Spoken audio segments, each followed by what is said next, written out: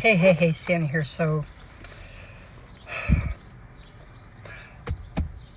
I want to share a little bit about some things. I remember when I was sitting in my closet and asking my best friend at the time if I was in a abusive relationship. And I was just like laying there, crunched up in a fetal position, like a ball in my laundry, and kind of hiding from the world. And she said, "You know, you are." But all the gaslighting and all the threats made me like doubt myself, even though I'd been through it. I had been in other toxic relationships, other abusive relationships. And in this relationship, we had done everything right. We checked all the boxes. And my friend said, "Yeah, you know you are." And after that, I stayed for a while. Then I started to get my ducks in a row because, when I started to do some searching for what was going on in the relationships, I didn't know what gaslighting was. I didn't know what,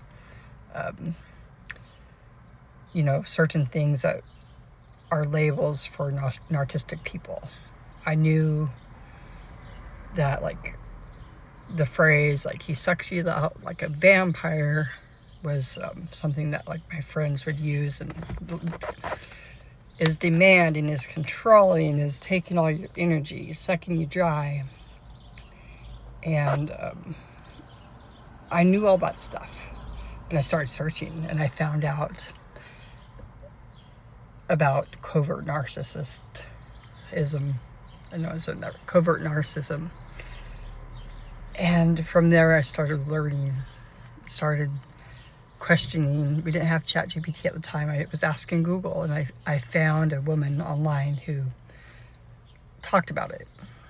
And I learned, and eventually I separated myself from that experience and trying to, like, make it better. But there was nothing I could do to make it better. But eventually I got my ducks in a row and left. And,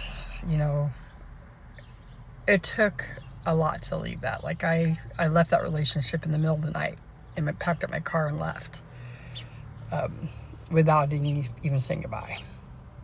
Basically, I ran in the middle of the night for my own safety. But something happened today that just totally brought me back to watching Amber Heard and Johnny Depp. I was like all entangled in that court case. And I just couldn't believe the way that he talked to her. When you think about abuse, whether it would be emotional abuse, physical abuse, you think like it's the women, the man attacking the women.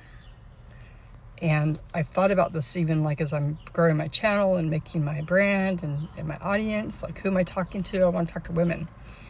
And I was thinking about Amber Heard and how she abused Johnny Depp. And men can be abused too. So if you have somebody that's like yelling at you and shaming you and calling you names and controlling you and threatening you, even if it's like not actual threats, undermining, but because you can feel it in your body, it's abuse. I'm just going to call it out. It's abuse. It's emotional abuse. And if you're a man, you're not alone. There's a lot of men. Look at Johnny Depp. The first time he went to court, he lost. Second time, he won. He proved that Amber Heard was not only emotionally, probably financially, and also physically abusing him.